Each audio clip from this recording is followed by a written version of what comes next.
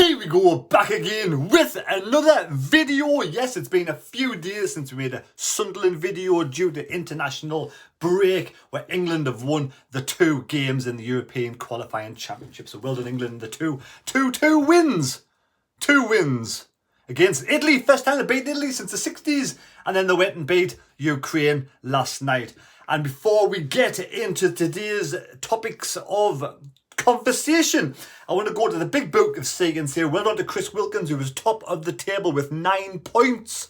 In second place, close behind, is Angelic Skin, 77 with 7.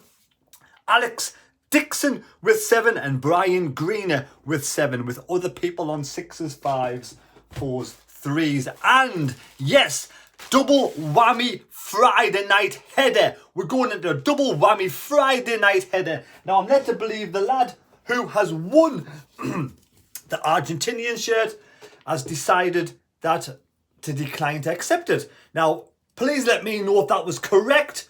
You got between now and Friday to decide. I'm sure that's what he said. He said he would let somebody else have it. But just let me know in the comments down below just to make sure. But also I have another parcel opening from LU Soccer, and I will leave a link down below in the description and how you can get in contact and look at that website. But double whammy Fridays. We do play Burnley away this Friday, and we play Hull at home on Easter Good Friday. And like previous videos, if you get the correct score against Burnley away and the correct Sunderland goal scorers and nobody else does, you will win this shirt outright. And of course, if you didn't want that shirt, and obviously this one's still available, you could win this one instead. Lovely Argentinian shirt. But if nobody gets the correct score along with the correct Sunderland goal scorers, it rolls over a mini table to the Good Friday one as well. So let's quickly look and see what LU Soccer have decided to give me.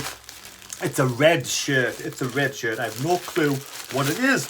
It is a red shirt. Get rid of that package. Ah, right, okay. It is an extra large England shirt. Of course, the Euros are on. Why not go with the topic of the weekend? Have a nice England shirt. Harry Kane did become England's top goal scorer of all time, scoring a penalty against Italy, and then he scored again against the Ukraine. So well done, Harry Kane. And this shirt is your chance to win a nice England shirt. There we go. A lovely replica shirt. Good quality replica shirt. That badge looks absolutely amazing. It looks absolutely amazing. Let's have a look in the inside. As usual, it's normally a top quality badge. It is. It's stitched in. It's a stitched in badge. Quality from LU Soccer. Thank you for the free shirt. 3 Lions. England. Lovely away shirt. Actually nice. I like that one. It's a good, nice one. Nice colour. And you can win that. You can win that with the correct score and the Sunderland goal scorers who score if we score against Burnley on Friday. Of course, if there's multiple people get the correct score with the correct goal scorers, it will go into the hat. If nobody gets the correct scores with the correct goal scorers, it will roll on to Good Friday. So there we go. You leave the comments down below for your score predictions in the prediction video later on in the week. But now we're going to move on to some news. Going to move on first to Dan Ballard, who looks like he's facing being on the touchline, being out on the treatment table over the next week or so. Apparently, picked up a hamstring problem. Sunderland's AFC news. Dan Ballard confirms injury worry ahead of championship return. Sunderland have been hit with a new injury blow. Terrible news. After Dan Ballard was forced off during the Northern Ireland defeat to Finland on Monday night, Ballard had started the game and assumes a critical role for Michael O'Neill's defence for the European Championship qualifying campaign, but he was forced off minutes into the second half, which appeared to be a hamstring problem. The centre-half spoke to via play after the game and said he didn't believe the injury was serious. However, he is, at this stage, clearly doubtful for the Sunderland game against Burnley. Now, my source at the club did tell me that, obviously, We'll have to wait and see what the scans come back before we decide what's going to happen with Dan Ballard on Friday. But it looks almost certain that he will be precautionary rested against Burnley, which means we don't have many centre-backs. We've got Luke O'Nien, who will go back into centre-back, and hopefully we'll get somebody back in as left-back, because Luke O'Nien's been doing a fantastic job. It's going to be a tough game against Burnley. You know, I know, it's going to be a really bad game. We've got players like Alessi Circle, pardon me, you know, Evans, and we've got Ross Stewart, loads of people out at this moment in time with injuries. So it's been a disappointing end towards the season. And we'll move on to, so I wish Dan Ballard all the best, but what about Sunderland's recruitment? What about Sunderland's recruitment? Does it actually work? Do you like the way Sunderland are going about recruitment? And now with KLD being a higher percentage of owning the shares of Sunderland, will he actually spend some cash and try and push for promotion next season? If we want to keep the likes of Anthony Patterson and Daniel Ballard for next season, we've got to make sure we explain to them and they understand from high up that we're actually going to go and try and get promoted next season, try and win the table next season. And now there's rumours afoot that there's a swap deal for Leicester's second goal. I don't want Leicester's second goalkeeper. I'm sorry. I want Anthony Patterson to stay at Sunderland.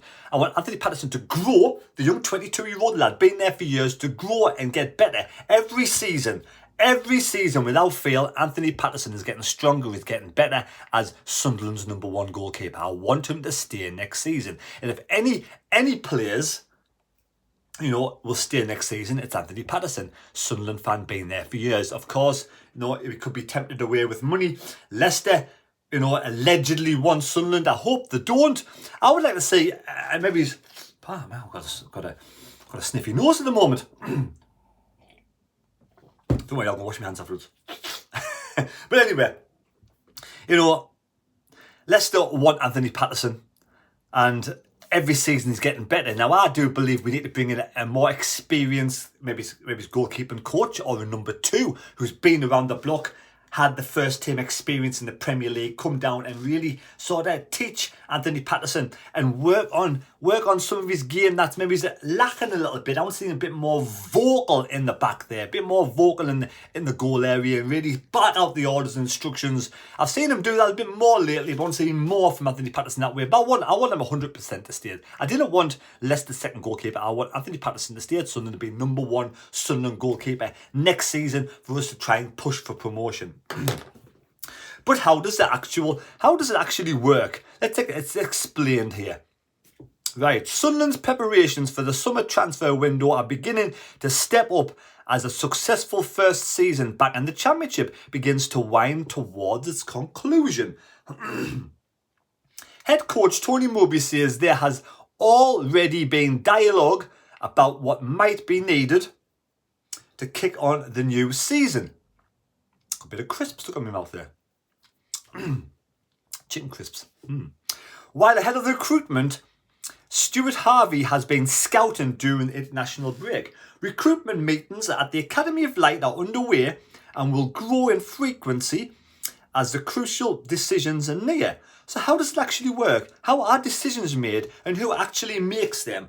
Here, we run you through the process from start to finish. Interesting stuff. The background work at Sunderland. One of the key areas of investment since the arrival of KLD has been in the data analysis and recruitment team at the Academy of Light, which has been rebuilt from almost non-existent entity under the previous regime. All of these teams and staff are ultimately overseen by the sporting director Christian Speakman, but the recruitment team reports initially to Harvey. Fundamentally, the aim of the recruitment operation is to identify talented young players who could be potentially thrive within the profiles that have been specifically designed for each position at Sunderland's 11. Now, do we actually do that? Have we actually recruited players for every position? You let me know down in the comments below. Data forms a vital part of the initial phase, streamlining the process and also in bordering Sunderland's scope, potentially allowing them to identify players from undervalued markets and divisions that they might not be able to track that with more traditional scout methods. This goes both ways though, and in between transfer windows, allowing Sunderland to have the extensive database of players who could potentially be valuable acquisitions from which their hierarchy can then select according to the needs of each specific window. This process also moves the other way, with Sunderland constantly evaluating how the team and the individuals within are performing when compared against the very top level in decisions. Sunderland are not driven entirely by data and do scout traditionally, watching players who could be potential interests in person. The data points the black cat in the right direction. Harvey in particular does a huge amount of travelling to scout potential targets. Right, so basically I've read what's happened. What's your thoughts on that? Is it working? Have we getting better throughout all of the transfer windows under KLD? And where do we go next season? And where do we go in the summer? Do we have to potentially get in 2 strikers, more defenders, midfielders? We need to get a body of players in, a core body of players in, but how many do we need if we want to get promoted to the Premier League next season? And can we afford to let any of our youngsters go? Obviously, if youngsters want to go, maybe like Dan Ballard from down London, end of season, big team comes in for him. Can we hold on to him or do we let him go?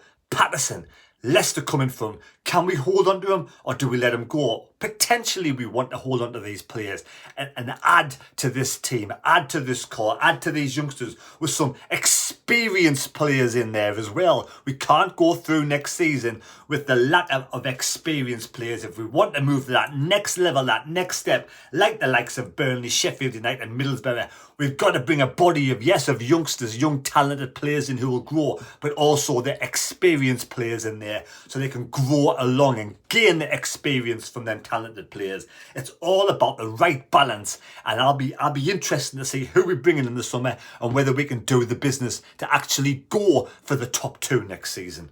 I want to see us really push for the top 2 next season. So there we go. That one is done. So what's your thoughts on Dan Ballard? I think he's out now. I think he'll be out for a couple of games. I don't think it's worth risking. You know, we do have a slight chance of the playoffs still. Very slim pickings, I think. And Burnley, tough match. So there we go. Hope you've enjoyed the video. Wish Dan Ballard all the best. It looks very doubtful for the weekend. I want Patterson to stay at the club. Full stop. And what's your thoughts on KLD? Will he go for the big guns next season, get us promoted to the Premier League? Preview coming up later in the week. Take care. God bless me. God go with you. I will leave a link for my new video. I've been to Liverpool doing a vlog, walking around the city centre, watching the half marathon runners coming in, having a couple of bevies and just wandering around generally. If you want to watch that, Mad's out and about, link down below, pop over there, subscribe, like the video, take care, God bless, and we'll see you later. And we'll catch up later on. Thank you for watching. Bye.